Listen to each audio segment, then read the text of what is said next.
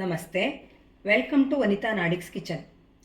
ನಾನಿವತ್ತು ಮತ್ತೆ ಪತ್ರೊಡೆ ರೆಸಿಪಿಯೊಂದಿಗೆ ಬಂದಿದ್ದೀನಿ. ಅವತ್ತು ನಾನು ಹಾಲು ಕೆಸದಲ್ಲಿ ಪತ್ರೊಡೆ ಮಾಡಿ ತೋರಿಸಿದ್ದೆ. ಇವತ್ತು ಮರಕೆಸ ಸಿಕ್ಕಿರೋದ್ರಿಂದ ಮರಕೆಸದಲ್ಲಿ ಪತ್ರೊಡೆ ಮಾಡಿ ತೋರಿಸ್ತಾ ಇದ್ದೀನಿ. ಇದಕ್ಕೆ ನಾನು ತಗೊಂಡಿರೋ ಇಂಗ್ರೀಡಿಯೆಂಟ್ಸ್ ಯಾವುದೆಂದರೆ, 1 ಬಟ್ಲನಷ್ಟು ಅಕ್ಕಿ ಅಂದರೆ 250 ಗ್ರಾಮ್ನಷ್ಟು ಅಕ್ಕಿ ತಗೊಂಡಿದ್ದೀನಿ. ನೆನೆಸಿ ತೊಳೆದು ಬಸ್ತಿಟ್ಕೊಂಡಿರೋದಿದು. ಹಾಗೆಯೇ ಅಷ್ಟೇ ಅಳತೆಯ ಕಾಯಿ ತುರಿ ತಗೊಂಡಿದ್ದೀನಿ. ಹಾಗೆಯೇ 1 ಚಮಚದಷ್ಟು ಜೀರಿಗೆ,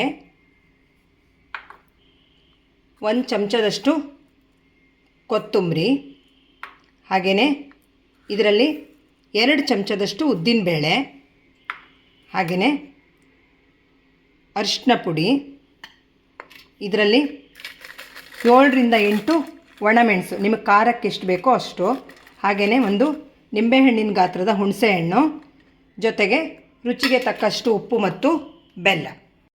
ಮೊದಲಿಗೆ ನಾನು 7ರಿಂದ 8 ಒಣಮೆಣಸನ್ನು ಗರಿ ಗರಿ ಆಗೋವರೆಗೂ ಒಂದು ಸ್ವಲ್ಪ ಹುರ್ಕೋತೀನಿ.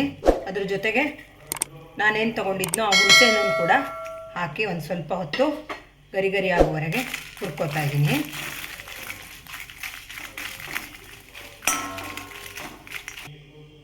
ಇದಕ್ಕೊಂಚೂರು ಇಂಗು ಕೂಡ ಹಾಕ್ತಾ ಇದ್ದೀನಿ. ಈಗಿದು ಗರಿ ಗರಿ ಆಗಿದೆ, ತೆಕ್ಕೊಳ್ಳೋಣ. ಮೊದಲಿಗೆ 2 ಚಮಚದಷ್ಟು ಉದ್ದಿನಬೇಳೆನ ಹುರ್ಕೊಳ್ಳೋಣ. ಇದನ್ನು ಪರಿಮಳ ಬರೋವರೆಗೂ ಸ್ವಲ್ಪ ಹುರ್ಕೊಳ್ಳೋಣ.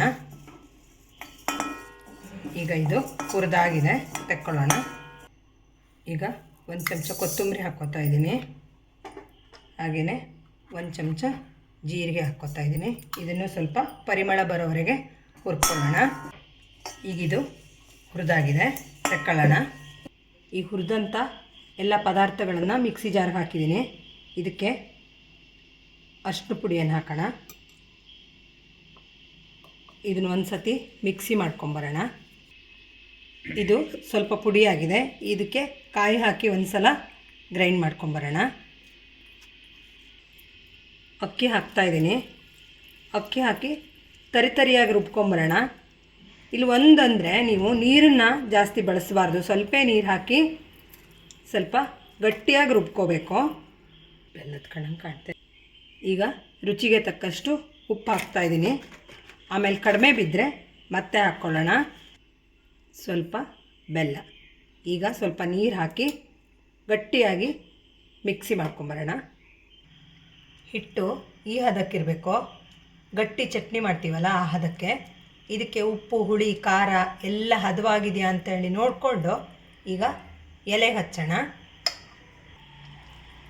ಈಗ ಎಲೆಗೆ ಹಚ್ತೀನಿ. ಸ್ವಲ್ಪ ದಪ್ಪನಾಗಿ ಹಚ್ಚಬೇಕು. ಈ ಥರ ಎಲ್ಲ ಕಡೆ ಸ್ಪ್ರೆಡ್ ಮಾಡಿ, ನಾನಿಲ್ಲಿ ಕೆಳಗಡೆ ಚಪಾತಿ ಮಣೆ ಇಟ್ಕೊಂಡಿದ್ದೀನಿ. ಇದಕ್ಕೆ ಅದ್ರ ಮೇಲೆ ಇಟ್ಕೊಂಡು ಹಚ್ತಾಯಿದ್ದೀನಿ. ಒಬ್ಬೊಬ್ಬರು ಒಂದೊಂದು ಥರ ಹಚ್ತಾರೆ, ನಾನು ಈ ಥರ ಹಚ್ತೀನಿ. ಇದು ಉಪ್ಪು, ಹುಳಿ, ಖಾರ ಎಲ್ಲ ಹದವಾಗಿದೆ. ನೀವು ಅದನ್ನು ಸರಿಯಾಗಿ ನೋಡಿಕೊಂಡು ಹಚ್ಚಬೇಕು, ಆವಾಗ ಪತ್ರೊಡೆ ತುಂಬ ಟೇಸ್ಟಿ ಆಗುತ್ತೆ. ಇಲ್ಲಿ ನಾನು 3-4 ಎಲೆ ತಗೊಂಡು ನೆನೆ ಮಾಡ್ಕೊತೀನಿ, ಯಾಕಂದರೆ ಸ್ವಲ್ಪನಾದರೂ ದಪ್ಪ ಬರಬೇಕಲ್ಲ, ಹಾಗಾಗಿ.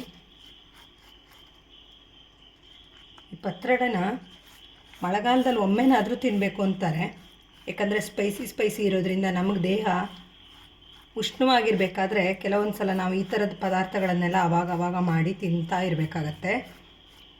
ಆಯುರ್ವೇದದಲ್ಲೂ ಇದನ್ನೇ ಹೇಳುತ್ತೆ. ಹಾಗಾಗಿ ಇದಕ್ಕೆ ಹಾಕಿರೋ ಇಂಗ್ರೀಡಿಯೆಂಟ್ಸ್ ಎಲ್ಲ ಕೂಡ ನಮಗೆ ದೇಹಕ್ಕೆ ಬೇಕಾಗಿರೋದೇ, ಆದ್ದರಿಂದ ತುಂಬ ಚೆನ್ನಾಗಾಗತ್ತೆ.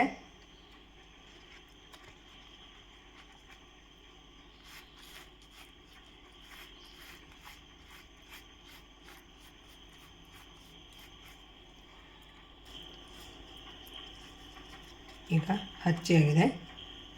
ಈಗ ಸುತ್ತಣ. ಇಲ್ಲೂ ಕೂಡ ಸ್ವಲ್ಪ ಹಿಟ್ಟನ್ನು ಹಾಕಿ ಎರಡು ಕಡೆ ಫೋಲ್ಡ್ ಮಾಡಿ ಈ ಥರ ಸುತ್ತಣ. ಪತ್ರೊಡೆ ಎಲೆನ ಮಳೆಗಾಲದಲ್ಲಿ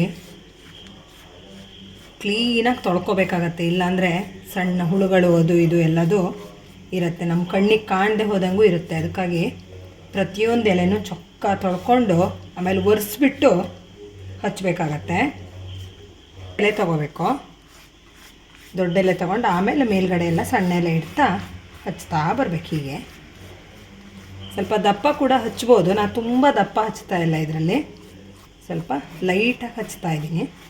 ನಿಮ್ಗೆ ಹೇಗೆ ಬೇಕೋ ಹಾಗೆ ನೀವು ಹಚ್ಕೊಂಡು ಮಾಡ್ಕೋಬೋದು. ಇದನ್ನು ಕೆಲವೊಬ್ಬರು ಪೇಪರ್ ಮೇಲಿಟ್ಟು ಹಚ್ತಾರೆ.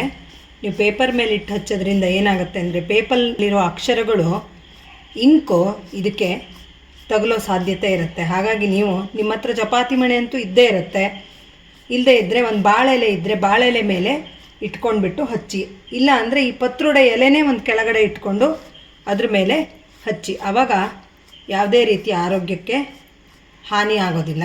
ಇದೊಂದು ಟಿಪ್ಸನ್ನು ನೀವು ಫಾಲೋ ಮಾಡಿದರೆ ಒಳ್ಳೆಯದು ಅನಿಸುತ್ತೆ.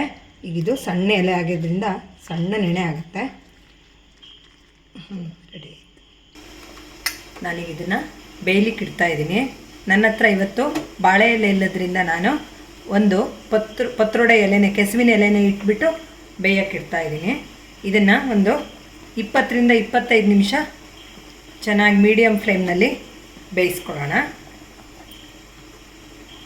ಮತ್ತೊಂದು ಟಿಪ್ಸ್ ಏನಂದರೆ, ನೀವು ಆದಷ್ಟು ಸ್ಟೀಲನ್ನು ಬಳಕೆ ಮಾಡಿ. ಅಲ್ಯೂಮಿನಿಯಮ್ಮು ಆರೋಗ್ಯಕ್ಕೆ ಅಷ್ಟು ಒಳ್ಳೆಯದಲ್ಲ. ಹಾಗಾಗಿ ಸ್ಟೀಲ್ ಪಾತ್ರೆ ನಮಗೆ ತಗೊಳ್ಳಿಕ್ಕೆ ಕೂಡ ಅಷ್ಟು ತುಂಬ ರೇಟ್ ಇರಲ್ಲ. ಹಾಗಾಗಿ ಸ್ಟೀಲ್ ಪಾತ್ರೆ ಯೂಸ್ ಮಾಡಿದರೆ ನಿಮ್ಮ ಆರೋಗ್ಯಕ್ಕೂ ಒಳ್ಳೆಯದು, ಅಡುಗೆನೂ ತುಂಬ ಚೆನ್ನಾಗಾಗತ್ತೆ. ಈಗ ಇದನ್ನು 20ರಿಂದ 25 ನಿಮಿಷ ಬೇಯಿಸ್ಕೊಳ್ಳೋಣ. ನೋಡಿ, ಪತ್ರೊಡೆ ಚೆನ್ನಾಗಿ ಬೆಂದಿದೆ, ಇದಕ್ಕೆ ಹಿಡಿತಾ ಇಲ್ಲ ನೋಡಿ. ಈಗ ಇದನ್ನು ಒಂದು ಪ್ಲೇಟಿಗೆ ಹಾಕಿ ತೋರಿಸ್ತೀನಿ. ನೋಡಿ, ಪತ್ರೊಡೆ ಬೆಂದು ಒಂದು ಪ್ಲೇಟಿಗೆ ಸರ್ವ್ ಮಾಡಿದ್ದೀನಿ. ಇದಕ್ಕೆ ನೀವು ಕೊಬ್ಬರಿ ಎಣ್ಣೆ ಹಚ್ಕೊಂಡು ಬೇಕಾದ್ರೂ ತಿನ್ಬೋದು, ಅಥವಾ ಬೆಣ್ಣೆ ತುಪ್ಪ ಯಾವ್ದು ಬೇಕಾದರೂ ಹಾಕ್ಕೊಂಡು ತಿನ್ಬೋದು. ಜೊತೆಗೆ ಇದನ್ನು ನೀವು ತವಾ ಫ್ರೈನೂ ಮಾಡ್ಬೋದು, ಅಥವಾ ನೀವು ಇದನ್ನು ಸಣ್ಣಗೆ ಹೆಚ್ಚಿ ಒಗ್ಗರಣೆ ಮಾಡಿ ಕೂಡ ತಿನ್ಬೋದು. ಹೇಗೆ ತಿಂದರೂ ಕೂಡ ತುಂಬಾ ರುಚಿಯಾಗಿರುತ್ತೆ. ನೀವು ಮನೇಲೊಮ್ಮೆ ಇದನ್ನು ಟ್ರೈ ಮಾಡಿ, ಈ ರೆಸಿಪಿನ